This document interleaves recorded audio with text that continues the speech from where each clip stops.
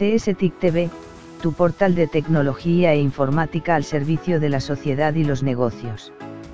Hoy veremos una nueva conferencia por nuestro portal TV. La inteligencia artificial con un foco específico centrado en el desarrollar una inteligencia artificial que tenga impacto social positivo. Pero antes de hablar de la inteligencia artificial, creo que es fundamental no olvidar algunos de los grandes retos a los que nos enfrentamos como especie. Desde el envejecimiento de la población, sobre todo en Europa, en Japón, donde lo que antes era una pirámide poblacional cada vez más se está convirtiendo en una pirámide invertida, ¿no? Con los retos que conlleva, tanto sanitarios como demográficos, económicos y sociales. Además, vivimos en un planeta con recursos limitados.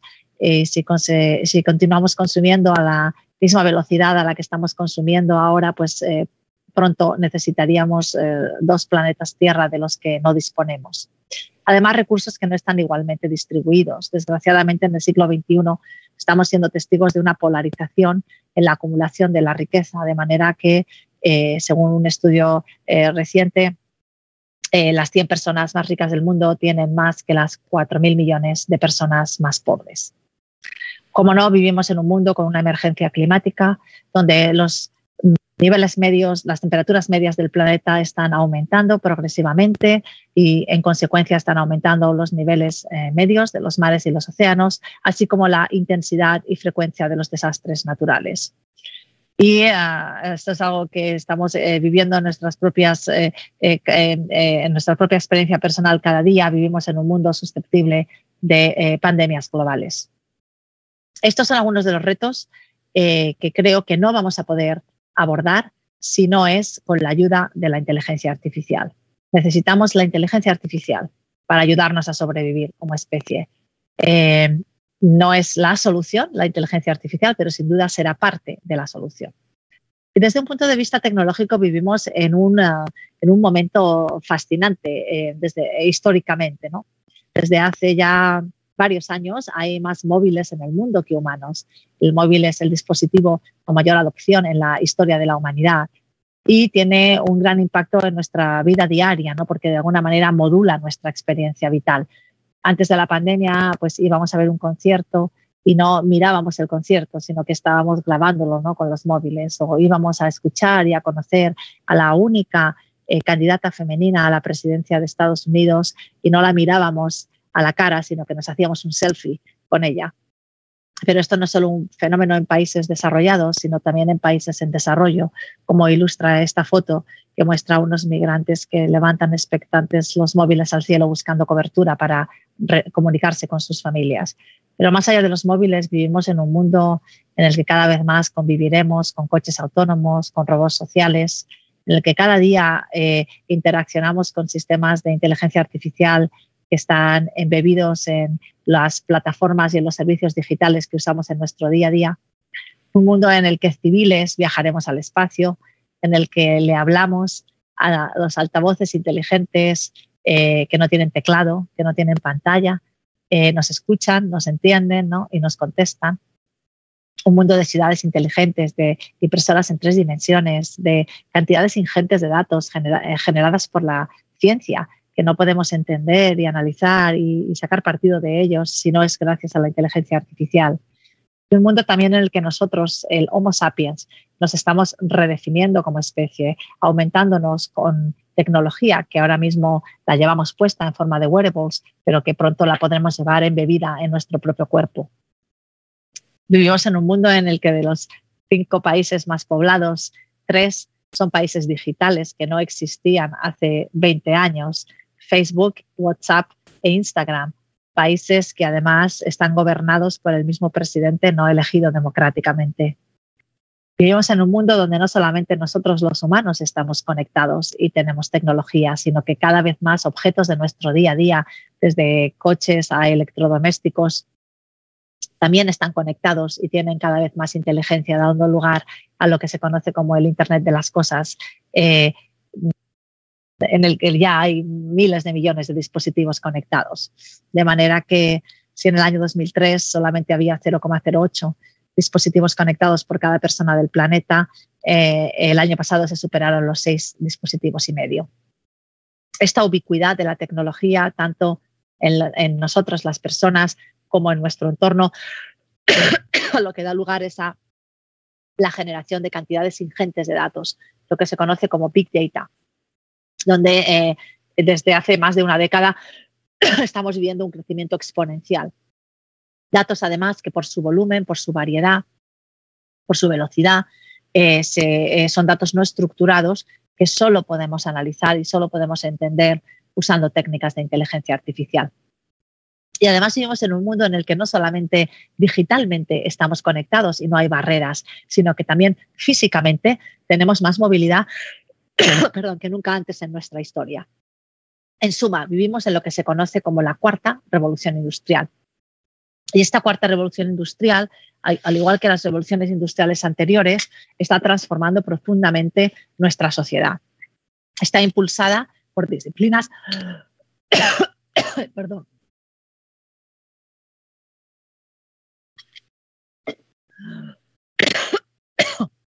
como la biotecnología, la nanotecnología, la ingeniería genética y, cómo no, la inteligencia artificial, que es mi área de expertise.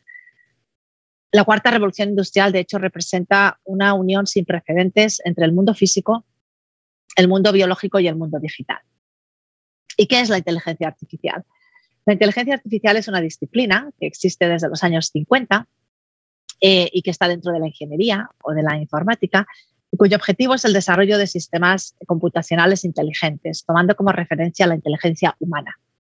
De manera que si queremos construir inteligencia artificial, tenemos que de algún modo poder definir qué es la inteligencia humana. Y evidentemente de lo que nos damos cuenta es que la inteligencia humana es compleja, es múltiple y no la entendemos en su totalidad. Los humanos tenemos muchas habilidades.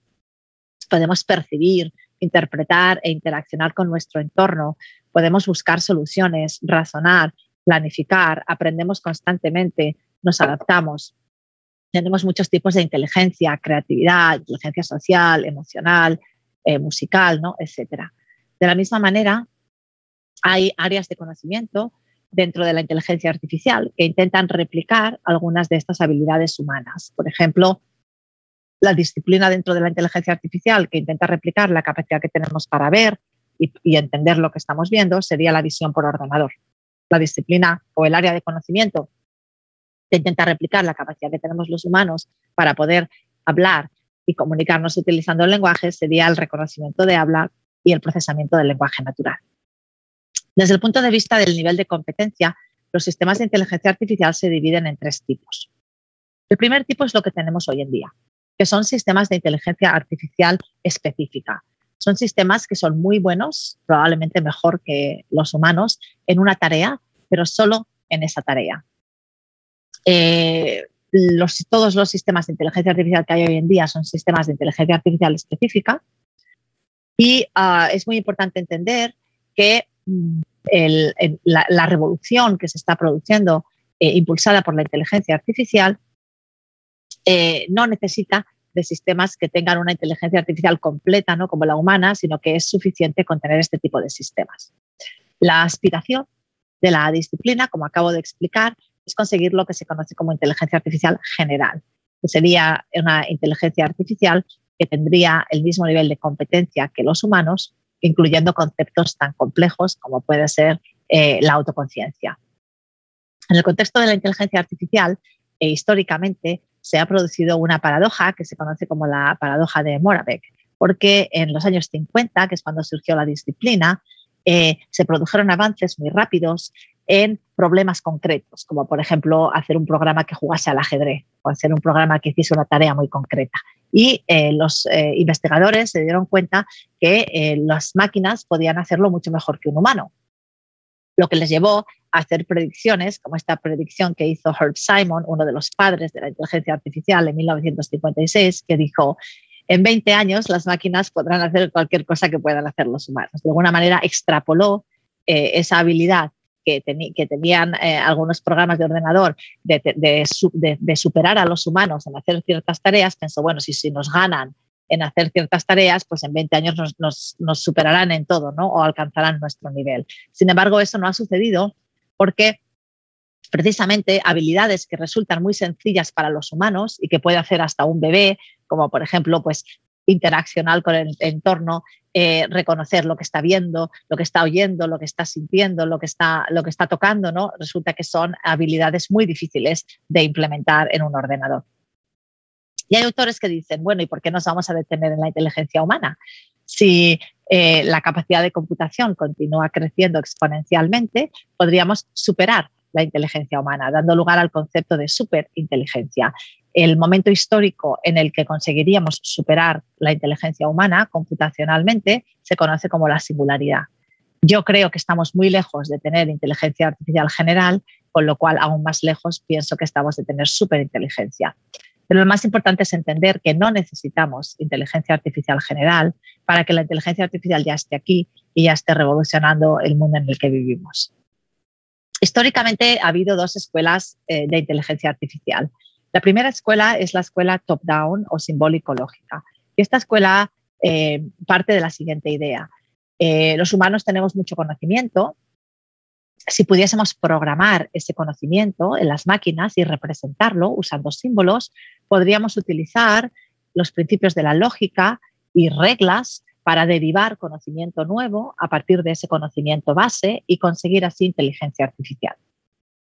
De hecho, este acercamiento top-down o simbólico-lógico es el que está detrás de los sistemas expertos, que fueron la primera comercialización exitosa de la inteligencia artificial desde mediados de los 70 hasta los 90. La segunda escuela, que es la escuela a la que yo pertenezco, es la escuela conexionista. Esta escuela está inspirada en la biología. Parte de la observación de que los seres biológicos inteligentes aprendemos a partir de la experiencia, de las interacciones con nuestro entorno, de datos. De manera que si queremos construir inteligencia artificial tendríamos que poder diseñar algoritmos que también aprendan a partir de datos. El ejemplo canónico de este acercamiento a la inteligencia artificial serían las redes neuronales, de las que seguramente han oído hablar. Y en este punto quería compartir este artículo del New York Times de 1958, donde hablan de un dispositivo nuevo que había hecho la Marina americana y que es capaz de aprender haciendo. Describen la primera red neuronal diseñada por Rosenblatt, el perceptrón, donde la gran innovación era que iba aprendiendo según iba equivocándose, iba aprendiendo de sus errores e iba mejorando con la experiencia, ¿no? Inspirado en la manera como aprenden los seres humanos, ¿no? Que vamos cada vez sabiendo más cosas, ¿no? Según tenemos experiencia. Y Frank Rosenblatt se atrevió a predecir en los años 50 lo siguiente, dijo: en el futuro habrá perceptrones que podrán reconocer a las personas o que podrán traducir de un lenguaje a otro. Y efectivamente esto es lo que ha sucedido. Las redes neuronales que se utilizan hoy en día y que están detrás de que podamos hablarle a nuestro móvil o a nuestros altavoces inteligentes o que reconozcan caras, están inspiradas en este perceptrón de los años 50, pero bueno, mucho más sofisticadas y mucho más complejas. Dentro de cada una de estas escuelas hay diferentes áreas de conocimiento. En la escuela simbólico-lógica tenemos teoría de juegos, lógica, representación del conocimiento, teoría del aprendizaje, y en la escuela bottom-up o conexionista pues tenemos lo que se conoce como machine learning.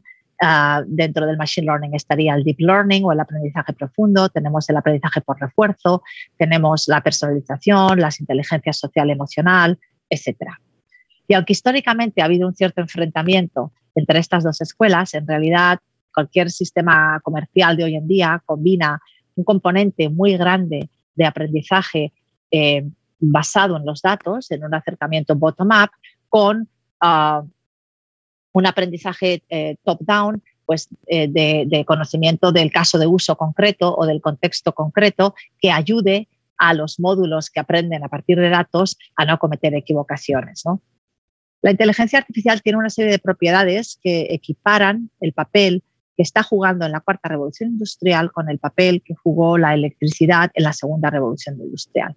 ¿Y cuáles son estas propiedades? Pues en primer lugar es transversal, es invisible y es ubicua. Es una disciplina que se puede aplicar a cualquier área de conocimiento y que se puede aplicar para tener impacto en cualquier sector de la sociedad. Además es escalable porque es software, son programas de ordenador, es compleja, pero también nos permite manejar la complejidad y obviamente es actualizable porque son programas de ordenador. Y además tiene una propiedad muy potente y es que no solamente nos permite explicar el pasado o interpretar el presente, sino también predecir el futuro. Y por eso hay autores como el profesor Andrew Ng que equiparan, ¿no?, el papel de la inteligencia artificial hoy al papel que jugó la electricidad en la segunda revolución industrial. Y si la inteligencia artificial existe desde los años 50, ¿por qué ahora? ¿Por qué tiene lugar ahora la cuarta revolución industrial y no en los años 50? Pues porque en los últimos 15 años se ha producido la confluencia de 3 factores que han impulsado exponencialmente las técnicas de inteligencia artificial basadas en el aprendizaje a partir de datos. Estos factores son, en primer lugar, ya lo he comentado al principio, la disponibilidad de grandes cantidades de datos, que se conoce como Big Data. Cada año o cada 2 años generamos más datos que en los 5.000 años anteriores en la historia de la humanidad. Y estos datos evidentemente tienen un valor monetario, dando lugar al concepto de la economía de los datos, que solamente en Europa es de cientos de millones de euros. En segundo lugar, tenemos la disponibilidad de grandes capacidades de computación a bajo coste, gracias a la famosa ley de Moore, que estipula que cada año o año y medio, por el mismo precio, podemos duplicar la capacidad de computación. Es decir, es una ley de crecimiento exponencial en la capacidad de computación. Conforme han ido transcurriendo los años, aquí están representados en el eje horizontal, ha habido procesadores cada vez más potentes por el mismo precio y los sistemas de inteligencia artificial del momento han ido aprovechando esa capacidad de computación. Desde los sistemas expertos de los años 70 y 80 a Deep Blue, que fue el sistema de IBM que ganó a jugar al ajedrez a Garry Kasparov, o Watson, que fue el sistema de IBM que ganó a jugar a Jeopardy contra algunos de los mejores jugadores del mundo, a los sistemas actuales de aprendizaje profundo. Pero además, en el contexto de la inteligencia artificial, se están diseñando chips específicos para entrenar modelos de inteligencia artificial, como pueden ser FPGAs o ASICs, y un ejemplo de un ASIC sería la TPU de Google. Tenemos datos, tenemos computación y el tercer factor son modelos de aprendizaje. Modelos de aprendizaje que están inspirados en las redes neuronales de los años 50, en el perceptrón que he presentado antes, pero mucho más complejas y se conocen como redes neuronales profundas, que tienen muchísimas capas, pueden llegar a tener 1.000 millones de parámetros y que entrenadas con grandes cantidades de datos, gracias a tener gran capacidad de computación, son las que nos permiten reconocer caras, traducir idiomas o reconocer el habla. Además, en el contexto del aprendizaje profundo, se ha producido una democratización en el uso de estas técnicas. Cuando yo estaba haciendo mi doctorado en MIT, no existían librerías que me permitiesen tener un nivel de abstracción suficientemente alto, ¿no?, para no tener que estar programando las ecuaciones. Tenía que programar todas las ecuaciones matemáticas yo misma, ¿no? Ahora no hace falta. Ahora hay muchísimas herramientas y librerías y marcos de programación que permiten casi a cualquier persona que tenga unos mínimos conocimientos poder utilizar este tipo de herramientas. Para resumir estos conceptos, la inteligencia artificial es la disciplina dentro de la informática o la ingeniería cuyo objetivo es el desarrollo de sistemas computacionales inteligentes, tomando como referencia la inteligencia humana. Dentro del acercamiento bottom-up o conexionista en inteligencia artificial tenemos la disciplina del machine learning o el aprendizaje automático, y dentro del machine learning tenemos el área del aprendizaje profundo que específicamente se basa en el uso de redes neuronales profundas. Y precisamente son estas redes neuronales profundas las que están detrás de la gran revolución que estamos viviendo en la inteligencia artificial, y son las que han impulsado el que consigamos hitos como poder ganar al mejor jugador de Go del mundo, o a los mejores jugadores de póker del mundo, o incluso que ganemos contra el mejor jugador de ajedrez del mundo, que es otro programa de ordenador, pero habiendo aprendido a jugar al ajedrez por sí mismo, ¿no?, como hizo AlphaZero hace un par de años. Pero más allá de estos ejemplos que casi son irrelevantes en el mundo real, lo que se ha producido es una penetración silenciosa de la inteligencia artificial en nuestro día a día, porque son algoritmos de inteligencia artificial los que deciden qué amigos tenemos, qué noticias leemos, qué películas vemos, qué libros compramos, qué información encontramos. Ya lo he comentado, le hablamos a nuestros móviles. Cada vez más algoritmos de inteligencia artificial deciden por dónde vamos, teniendo en cuenta criterios como el tráfico o la climatología o intereses comerciales. Desde hace ya décadas, tanto las transacciones en banca, en los mercados de valores, como los procesos de manufactura dependen de la inteligencia artificial. Cada vez más tendremos coches autónomos, no podremos tener grandes avances en la ciencia si no es gracias a la inteligencia artificial, pero también progresivamente la inteligencia artificial está penetrando en ámbitos de gran impacto en la vida de las personas. Cada vez más algoritmos de inteligencia artificial influenciarán o determinarán qué diagnóstico médico o qué tratamiento se nos aplica o qué sentencia judicial se nos dictamina. Y por esta penetración de la inteligencia artificial en prácticamente todos los ámbitos de nuestra vida, la inteligencia artificial ha dejado de ser una disciplina tecnológica o una disciplina dentro de la ingeniería y se ha convertido en un tema político. Como ilustra esta transparencia que muestra el número de veces que se menciona el término inteligencia artificial en azul o machine learning en rojo en el Parlamento británico y en el Congreso americano a lo largo del tiempo. Y vemos que es como si no existiese hasta hace 3 o 4 años, aunque en realidad la disciplina existe desde los años 50. Y por tanto no es sorprendente que la inteligencia artificial forme parte de estrategias nacionales o supranacionales que se han venido definiendo desde hace 5 años. Y hay más de una 50 de países del mundo que tienen definidas sus estrategias de inteligencia artificial. A nivel europeo, también hay estrategias supranacionales, como la Estrategia Europea de Inteligencia Artificial, que se publicó hace 3 años, pero quizás más interesante es la propuesta que ha hecho la Comisión Europea en abril del 2021 para una regulación de la inteligencia artificial. Desde mi punto de vista, cualquier estrategia de inteligencia artificial debería incorporar 5 dimensiones. La dimensión tecnológica, evidentemente, que es de la que he estado hablando fundamentalmente hasta ahora, la dimensión legal y regulatoria, la dimensión ética, la dimensión social, incluyendo la educación, y la dimensión laboral y económica. No tengo tiempo para hablar de todas estas dimensiones, pero sí quería dar algunas pinceladas de 2 de estas dimensiones, la dimensión social y la dimensión ética.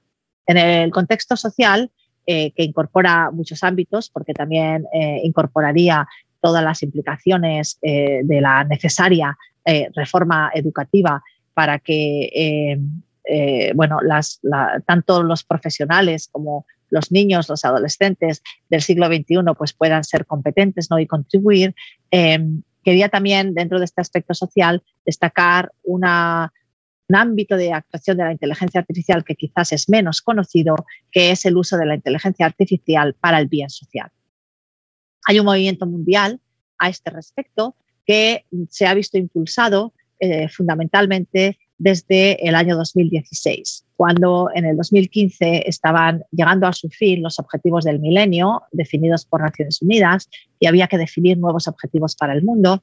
En ese contexto, el secretario general de Naciones Unidas hizo un llamamiento de lo que se conoce como una revolución de los datos y encargó a un conjunto de expertos, incluyendo el profesor Sandy Penland, mi director de tesis, un informe sobre este concepto de la revolución de los datos y cómo los datos analizados generalmente con técnicas de inteligencia artificial pues podían de alguna manera ayudar a mejorar y a conseguir estos objetivos que se iban a definir para el planeta. De modo que cuando se definieron los 17 Objetivos de Desarrollo Sostenible, en paralelo hay un movimiento mundial al que pertenezco de cómo los datos y la inteligencia artificial nos pueden ayudar tanto a medir mejor cada objetivo.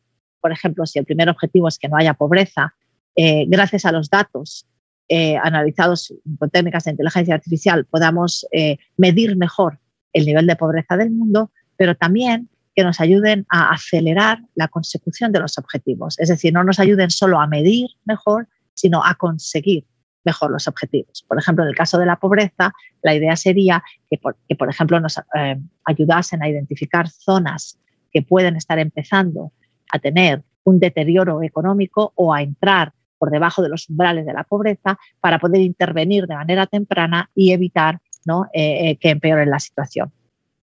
De manera que hay una intersección muy clara entre los datos, la inteligencia artificial y el bien social en muchas áreas. Algunas de ellas muy interesantes y en muchas de ellas he trabajado yo, es por ejemplo la intersección con el cambio climático, con las crisis humanitarias y los desastres naturales, el uso del dato y la inteligencia artificial para fomentar la inclusión financiera y el desarrollo económico, para tener ciudades inteligentes y hacer estudios sobre las ciudades, para tener sistemas de transporte también inteligentes. En el contexto de la salud hay una intersección inmensa, incluyendo las pandemias, la energía. Hay un movimiento mundial para poder crear censos utilizando lo que se conoce como fuentes no convencionales o fuentes alternativas de datos, de manera que los censos puedan ser más frecuentes y más económicos, ¿no? Y yo creo que todas las oficinas de estadística del mundo hoy en día están evaluando y estudiando cómo poder aprovechar fuentes nuevas de datos y algoritmos de inteligencia artificial para tener estadísticas oficiales que sean más precisas, más frecuentes y más económicas. E incluso también hay proyectos en la intersección entre los datos, la inteligencia artificial y la agricultura, dando lugar al concepto de la agricultura de precisión y smart farming. En este contexto, quería comentar que en la Red Europea de Excelencia ELIS, que es una red de excelencia científica de inteligencia artificial, la única unidad ELIS que hay en España es una unidad ELIS que he creado yo y que se conoce como el Instituto de Inteligencia Artificial Centrado en la Humanidad, y uno de sus principales focos de investigación es el tener impacto social positivo con la inteligencia artificial. Y en particular, una de las áreas es el cómo aprovechar la inteligencia artificial para el bien social y para ayudar a la consecución de los 17 Objetivos de Desarrollo Sostenible. Desde marzo del 2020 hemos estado trabajando mano a mano con los policy makers de la Comunidad Autónoma de Valencia, de la región de Valencia en España, en el uso de los datos y la inteligencia artificial para ayudar en la lucha contra la pandemia. No tengo tiempo de explicar el detalle de todo lo que hemos hecho, pero básicamente nuestro objetivo ha sido suplir esta brecha que hay entre dónde están los datos, entendiendo que los datos son un reflejo de una realidad subyacente, y dónde están los tomadores de decisiones. Y lo que nos gustaría es que las decisiones que se toman estén informadas por esta evidencia, ¿no? Y para ello, en el contexto de la pandemia, hemos estado trabajando en el análisis de la movilidad humana, porque evidentemente una enfermedad infecciosa no se convierte en pandemia si la gente no se mueve, en modelos epidemiológicos computacionales, en modelos predictivos y en ciencia ciudadana.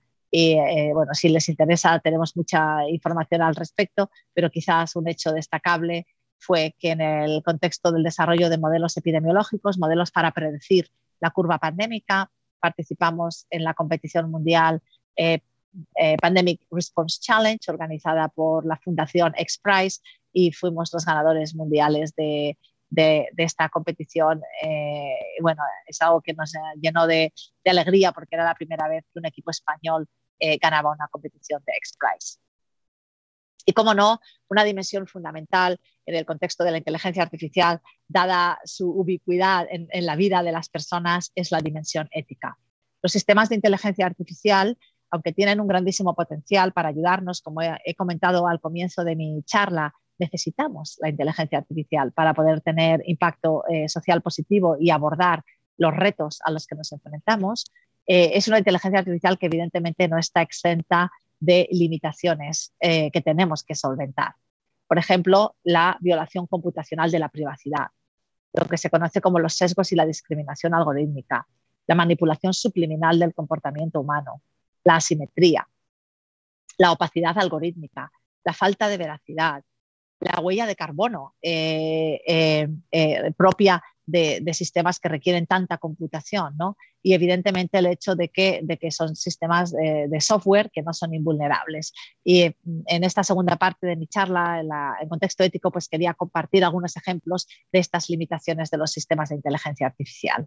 Por ejemplo, la violación computacional de la privacidad, el poder inferir atributos muy personales de las personas a partir de datos no personales. Por ejemplo, un ejemplo muy famoso fue este trabajo donde se podía identificar la orientación sexual de las personas simplemente analizando datos públicos de fotos, ¿no? De las personas. O incluso trabajo que hice con mi equipo de investigación en Telefónica, donde simplemente viendo los patrones de uso de la red 3G o 4G, que es un dato altamente no personal, podíamos inferir elementos tan personales como la personalidad, las dimensiones de personalidad de la persona o el nivel educativo de la persona. Otro reto que ha recibido mucha visibilidad en los últimos años es lo que se conoce como los sesgos o la discriminación algorítmica. Es decir, el no solamente replicar, pero muchas veces exacerbar patrones existentes en la sociedad de discriminación.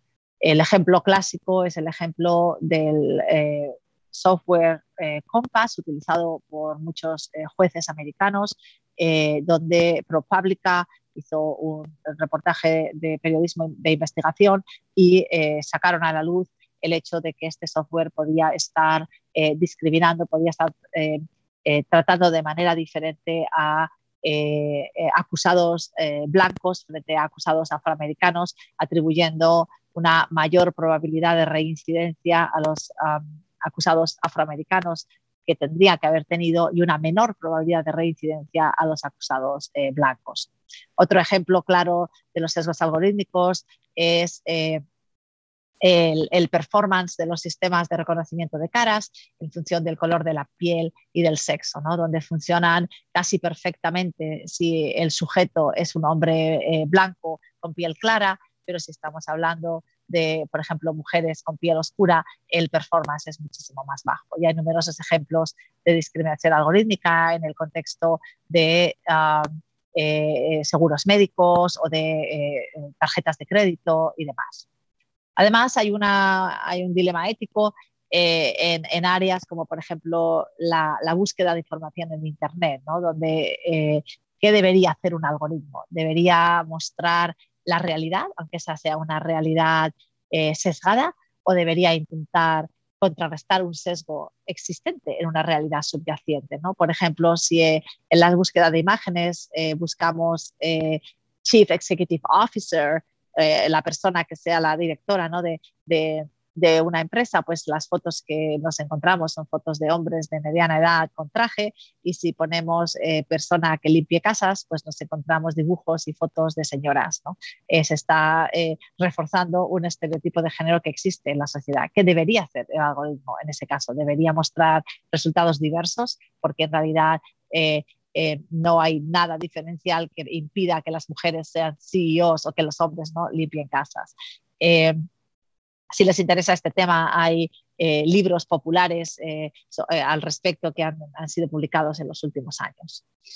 También tenemos un reto de asimetría en el contexto de la inteligencia artificial, porque ahora mismo hay un oligopolio de empresas que tienen grandísimo poder, porque tienen acceso a datos de miles de millones de personas que les permiten entender y modelar el comportamiento de esas personas y potencialmente manipular subliminalmente, ¿no? Dicho comportamiento. Ejemplos de esta asimetría y de esta manipulación, uno de los más tempranos fue el escándalo, ¿no? de Facebook con Cambridge Analytica, pero también hay otros fenómenos y otros efectos más subliminales de los que somos víctimas probablemente todos los que estamos aquí, ¿no?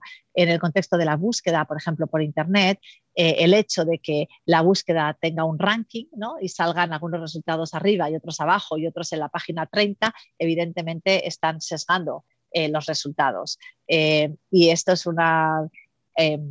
este sesgo ha sido cuantificado en estudios científicos que han encontrado que efectivamente importa el orden en el que se muestren los resultados y qué información se muestre. Por ejemplo, en un estudio en el que había unas elecciones ficticias, donde los participantes tenían que decidir a quién votar, los participantes que estaban dudosos, que no sabían a quién votar, se les consiguió influenciar y determinar a quién votar simplemente cambiando el orden de los resultados de la búsqueda cuando buscaban los nombres de los candidatos o simplemente cambiando las sugerencias que salían cuando tecleaban el nombre y hay se completa automáticamente la frase, ¿no? Pues dependiendo de si cómo completasen la frase eran atributos positivos o atributos negativos con respecto de la persona, podían influenciar los resultados, ¿no?, de las elecciones. Otro reto es lo que se conoce como la opacidad algorítmica, es decir, la falta de transparencia, es decir, la falta de poder comunicar a una persona no experta el por qué y el cómo funcionan los algoritmos y conseguir que esa persona lo entienda. Normalmente hay diferentes motivos por el que un sistema de inteligencia artificial puede no ser transparente. El primer motivo es por lo que se conoce como una opacidad intencional. Puede no ser transparente porque los que han diseñado el algoritmo quieren proteger su propiedad intelectual y por tanto no lo desvelan. Otro motivo es lo que se conoce como la opacidad de conocimiento. Pueden querer explicar lo que está haciendo el sistema, pero si el receptor del mensaje no tiene un mínimo de conocimiento, no entiende lo que le están diciendo, ¿no? Y en tercer lugar tenemos lo que se conoce como la opacidad intrínseca. Esta opacidad intrínseca es propia de modelos muy complejos, como por ejemplo las redes neuronales profundas, que aunque las quisiésemos explicar, son tan complejas con millones de parámetros que ni siquiera los que las han entrenado y las han diseñado entienden exactamente, ¿no?, qué es lo que están haciendo. Hay muchos casos de uso y muchos escenarios donde la inteligencia artificial puede tener mucho impacto, pero es necesario que haya unas garantías de transparencia para poder explicar a las personas por qué se les ha denegado un crédito o por qué se les ha recetado este tratamiento o por qué se les ha dado un trabajo o no. Otro gran reto es el reto de la veracidad. Hoy en día, utilizando técnicas de inteligencia artificial, podemos generar contenido, textos, audios, vídeos, imágenes, contenido no veraz que para el ojo humano parece veraz. Por ejemplo, todas estas personas no existen. Han sido inventadas 100% por algoritmos de inteligencia artificial. Esta niña tampoco existe. También podemos hacer que personas famosas digan cosas que nunca han dicho. Podemos generar texto totalmente generado, ¿no?, sintéticamente y que a los humanos nos parece texto real. Podemos generar composiciones musicales también, que parece que las haya generado un humano, pero no, o incluso cuadros, y vender los cuadros en subastas y venderlos por cientos de miles de dólares, como sucedió con este cuadro que fue pintado por un algoritmo de inteligencia artificial. Otro reto es la falta de diversidad. En primer lugar, la falta de diversidad en los propios algoritmos, que generan lo que se conoce como filtros burbuja y cámaras de resonancia, que lo que hacen es estereotipar a las personas y amplificar las creencias que tienen esas personas sin exponerlas a contenidos diversos y distintos que puedan de alguna manera fomentar la apertura de mente. Pero además, la inteligencia artificial como disciplina tiene una gran falta de diversidad. Somos muy pocas las mujeres que somos expertas en inteligencia artificial o en general las minorías no están representadas en la inteligencia artificial. Si la inteligencia artificial es ubicua, está en todo el planeta y se aplica en todos los ámbitos de la sociedad, deberíamos asegurarnos que los equipos que diseñan esa inteligencia artificial son diversos para poder crear soluciones que sean más inclusivas y también más innovadoras. Y finalmente, como he comentado, los sistemas de inteligencia artificial no son invulnerables, pero además existe una disciplina dentro de la inteligencia artificial que se conoce como inteligencia artificial adversarial, cuyo objetivo es engañar a otros sistemas de inteligencia artificial. Y hay muchísimos ejemplos de inteligencia artificial adversarial. Por ejemplo, si tenemos un sistema que reconoce animales en imágenes, pues le enseñamos esta foto de este osito panda y el sistema dice, esto es un panda. Sin embargo, si le añadimos este ruido a la imagen, dando lugar a esta otra imagen que parece idéntica a la imagen original y lo ve un humano y piensa que es exactamente idéntica, sin embargo, el sistema que reconoce animales en imágenes ahora piensa que es un mono en lugar de un panda. Hay muchísimos ejemplos de cómo engañar a estos sistemas de inteligencia artificial, donde si mostramos la imagen aquí dice que es una lavadora y una secadora, pero si le añadimos unas modificaciones a la imagen, entonces ahora se piensa que es un altavoz. Hay otros ejemplos donde podemos agregar algún tipo de información a la imagen que confunde totalmente. En general, los sistemas de inteligencia artificial de procesamiento de imágenes utilizan redes neuronales profundas, confunde la red neuronal profunda, ¿no? Por ejemplo, le mostramos esta foto de esta actriz famosa, que reconoce a la actriz, pero si la actriz ahora lleva estas gafas, de repente se piensa que es otro actor famoso, ¿no? O tenemos una señal de tráfico, de stop, reconoce que es stop, pero si le añadimos esta información aquí, de repente totalmente confunde y se piensa que es otra señal, o un sistema que detecta personas es totalmente confundido cuando la persona lleva esta foto y entonces ya no detecta a la persona, ¿no? Hay muchísimos ejemplos de estos ataques adversariales y también hay muchas maneras, ¿no?, de intentarse defender. En general, resumiendo todas estas limitaciones, prácticamente todos los marcos de inteligencia artificial, las estrategias definidas en esta 50 de países del mundo, incorporan algún tipo de exigencia de cumplimiento de ciertas garantías éticas, que resumo en este acrónimo en inglés que se llama FATEN. Deberíamos exigir que los sistemas de inteligencia artificial que utilizamos sean justos, es decir, no discriminen, preserven siempre la autonomía humana, es decir, no manipulen, tengan una clara atribución de responsabilidad y además donde el modelo no sea sustituir al humano, sino aumentar al humano. Deberíamos fomentar la confianza en estos sistemas y para ello tenemos que garantizar la transparencia. Deberíamos maximizar la beneficencia con sostenibilidad, con diversidad, invirtiendo en educación y equidad. Y también deberíamos minimizar la no maleficencia, con seguridad, reproducibilidad, prudencia y preservando siempre la privacidad de las personas. Si les interesa conocer más sobre este marco, escribí hace un par de años un artículo al respecto en un libro muy interesante en el que todas las autoras somos mujeres y además en la unidad de LIS de Alicante la tercera línea de investigación es precisamente el abordaje de las implicaciones éticas y las limitaciones de los sistemas de inteligencia artificial como las que acabo de describir. Y concluyo ya con una frase del genio Stephen Hawking, que dijo: la inteligencia artificial seguramente es lo mejor o lo peor que le ha pasado a la humanidad. Les invito a que se unan a mi causa, que es conseguir que sea lo mejor que nos ha pasado. Muchas gracias. Muchísimas gracias, Nuria, por compartir toda esa experiencia, conocimiento de mucho tiempo.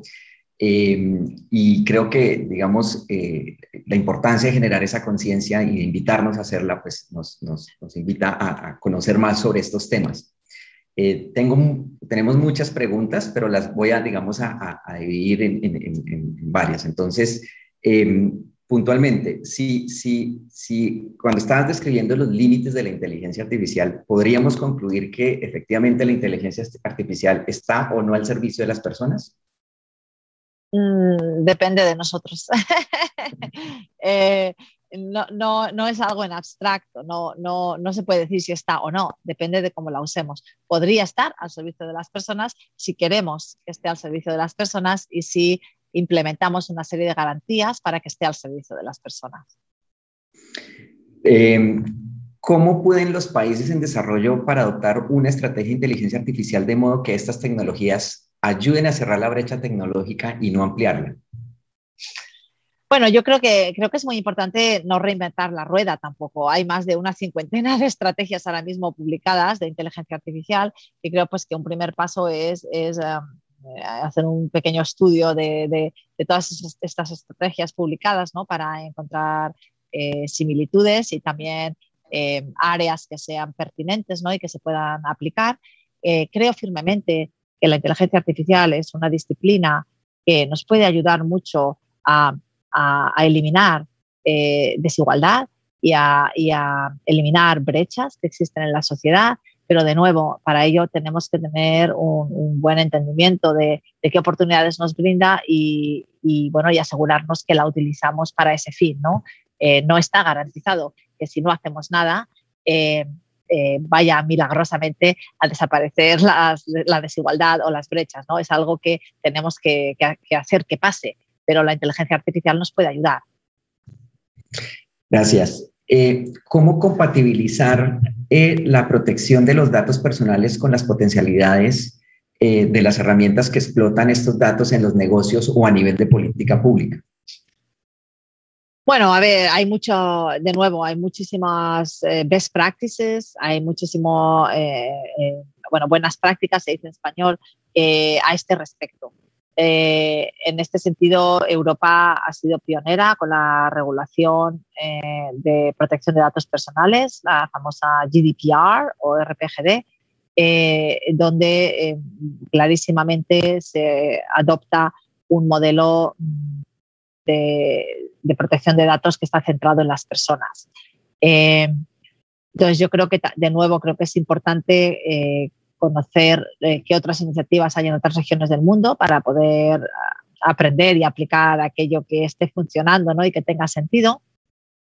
Y también creo que es importante invertir en educación a la ciudadanía, para que tenga un conocimiento mínimo sobre qué son los datos, para qué se pueden utilizar, qué son datos personales, datos no personales. Se dice, ¿no?, que si un servicio es gratis o un producto es gratis es porque el producto eres tú, ¿no? Evidentemente ninguna de las aplicaciones, ni de las plataformas, ni de los servicios digitales que utilizamos y son gratis son ONGs que quieren de alguna manera salvar el mundo, ¿no?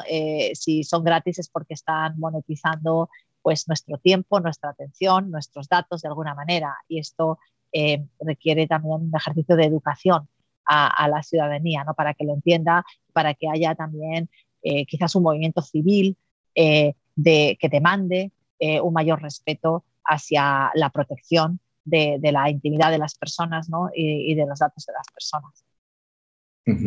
Gracias.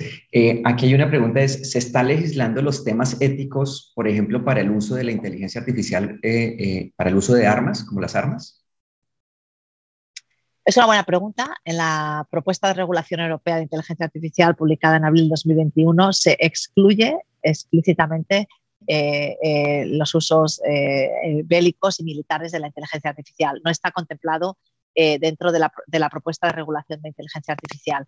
Se considera que el uso defensivo y el uso militar va aparte. Yo creo que en parte porque los países lo consideran un elemento estratégico en su capacidad de defensa, ¿no? Entonces no está contemplada al menos en la propuesta de regulación europea, las aplicaciones militares están excluidas, no aplica de alguna manera, lo cual es curioso, ¿no? Sí. Es un área de gran debate ético. Cada vez más se utiliza inteligencia artificial en los drones, ¿no? Los drones autónomos que pueden tener la capacidad de tomar decisiones autónomamente y lanzar misiles o tirar bombas o disparar, ¿no?, incluso contra personas, seres humanos. Hay unas grandísimas implicaciones éticas. También está la otra cara de la moneda, ¿no?, el poder utilizar robots autónomos guiados, ¿no?, por algoritmos de inteligencia artificial para misiones que representan un gran riesgo para la vida de las personas y poder así salvar vidas utilizándolos, ¿no? Entonces, es un área de grandísimo debate, pero que no está ahora mismo contemplada en algunas de las iniciativas que hay más pioneras de regulación, como puede ser la iniciativa europea. Claro, eso me lleva a hacerte la siguiente pregunta, y es, en esta carrera de desarrollo de temas de inteligencia artificial por Estados Unidos y China, ¿quién está ganando en este momento esa carrera? ¿Y dónde queda, por ejemplo, una región como Latinoamérica en este escenario? Bueno, hay tres grandes dimensiones. La primera es la investigación, la segunda es la innovación y la tercera es el despliegue y el uso. En investigación, los líderes es Estados Unidos, aunque China se está acercando mucho. China es el país del mundo que tiene la inversión más ambiciosa en inteligencia artificial. China tiene el objetivo de ser la potencia número 1 del mundo en el año 2030 y entiende que para ser la potencia número 1 del mundo tiene que ser la potencia número 1 en inteligencia artificial. En innovación, probablemente el liderazgo también está Estados Unidos-China, y luego en despliegue y uso también está muy contendido porque China, impulsado por el gobierno chino, está invirtiendo muy agresivamente en el despliegue y el uso de la inteligencia artificial. En particular también porque es los sistemas de inteligencia artificial son una herramienta muy valiosa para el propio gobierno chino, para poder tener un conocimiento muy preciso de lo que está haciendo la población, ¿no? Entonces, la pugna ahora mismo está entre Estados Unidos y China, y el resto de regiones del mundo, tanto Latinoamérica como Europa, quedan relegadas a un segundo, tercer, cuarto plano, ¿no? Esto evidentemente no es positivo para el planeta ni para el ser humano, yo creo, y ese es uno de los motivos por los que en Europa nos movilizamos y creamos ELIS. ELIS es el resultado de un movimiento grassroots de la comunidad científica europea preocupada ante la falta de competitividad de Europa en una disciplina tan estratégica como es la inteligencia artificial. Muchas gracias. Quisiera de pronto terminar con esta pregunta frente a los temas que estamos viendo de Facebook, de ese cambio de esquema de negocio. ¿Cómo lo ves tú en este contexto de la inteligencia artificial? Bueno, a ver, de muchas de las dimensiones de las que he hablado, la mayoría de estas plataformas digitales pues no cumplen la mayoría de estas dimensiones, ¿no? En el contexto de que, de que haya transparencia, de que haya una garantía de que no se manipula el comportamiento humano, ¿no? Etcétera. Todos estos artículos de informes internos que han sido desvelados, ¿no? En Facebook, pues en cierto sentido corroboran lo que probablemente muchos sospechábamos, ¿no? Bueno, pues de anteposición de intereses económicos sobre el bienestar de las personas, por ejemplo, ¿no? O falta de transparencia o falta de honestidad, ¿no? Incluso. Por eso es tan importante que haya regulación a este respecto, porque el poder que tienen estos oligopolios de empresas tecnológicas chinas y norteamericanas es inmenso, con muy poca regulación o con nada, ¿no? De regulación. Y esto es algo que probablemente no es positivo para la sociedad y no es positivo para las personas. Yo espero y deseo que una de las consecuencias de estos papeles de Facebook sea un cambio en su manera de operar y sea un cambio en tener un acercamiento mucho más centrado en las personas, mucho más positivo para la sociedad, ¿no? Eso es lo que me gustaría que pasase. Si te gustó el vídeo, no te olvides de darnos un like y suscríbete. CSTIC TV, tu portal de tecnología e informática.